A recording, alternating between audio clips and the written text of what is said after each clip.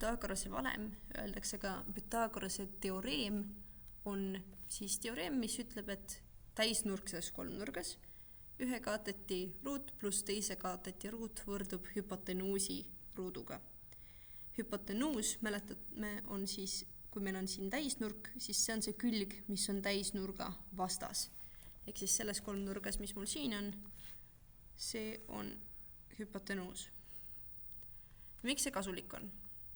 Kasulik ta on peamiselt selleks, et me saaksime leida mingisuguseid külgesid, mida me ei tea.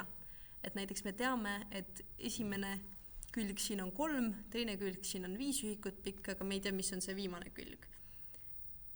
Ja siis selleks, et me seda saaksime leida, saame kasutada Pythagorase valemit. Kõigepealt, mis me teeme, on see, et me võtame esimese kaateti, 3, ja paneme ruutu. Sellele me liidame teise kaateti. Teine kaatet on siis 5.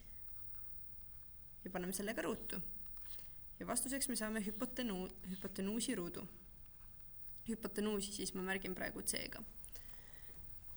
Mis see siis tähendab, on see, et me saame 3 astmes 2, see on 9, 5 astmes 2, see on 25. See on siis see hüpotenuus, on ju. Ma tegelikult kirjutan selle C teisele poole. C ruut. 9 pluss 25, see on 34. Me saame 34. Ja nüüd selleks, siin on nüüd hüpotenuusi ruut. Aga selleks, et saada siis hüpotenuusi, mis me saame teha, on kasutada ju ruutjuurt. Ehk siis hüpotenuus võrdub ruutjuur 34. Ja siit ilusat vastust välja ei saa, nii et ma jätangi selle. Ja me saame öelda, et selle hüpotenuusi pikkus siin on 34 ühikut. Vaatame järgmise näite ka. Samamoodi vaja teada, mis on hüpotenuus. On teada 2 külge. Samamoodi saame kasutada seda valemit, et hüpotenuus võrdub siis 5 ruudus pluss 9 ruudus.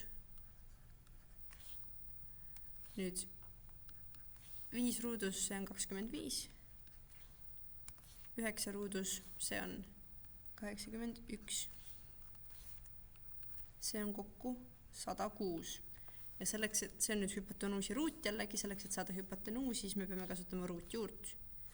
Näiteks, kui ma siia kirjutan, et ma nüüd juurin mõlemat poolt, mis annab mulle, on C ruudus võrdub 106 ruudus. C ruudus, mitte 106 mitte ei ole ruudus, vaid see on juuritud nüüd. Kui meil on ruutjuur C ruudus, siis see annab meile ju lihtsalt C. Ja kui meil on 106 ruudus, siis see annab meile midagi väga ilusat, aga me saame lihtsalt kirjutadagi vastuse 106. Ehk siis hüpotenuus siin on ruutjuur 106 ühikut. Tegelikult saab kasutada Pythagorase teoreemi mitte ainult hüpotenuusi leidmiseks, vaid me saame leida ka ühte kaatetitest, kui me seda ei tea, aga hüpotenuusi teame. Ja mis me selleks peame tegema, on lihtsalt panema siia, kus on hüpotenuus, panema hüpotenuusi väärtuse, siia, kus on üks kaatet, panema kaateti väärtuse ja siis vastavalt leidma selle teise kaateti väärtuse. Nii et näiteks me saame selle siin ümber kirjutada niimoodi A ruut pluss 12 ruudus võrdub 13 ruudus. Mis mina nüüd teeksin, oleks see, et ma lahutan mõlemalt poolt 12 ruudus, et ma saaksin ühele poole A ruudus ja teisele poole mul jääb nüüd 13 ruudus miinus 12 ruudus. Miks ma seda teen, on see, et mul oleks lihtsam leida selle A väärtus.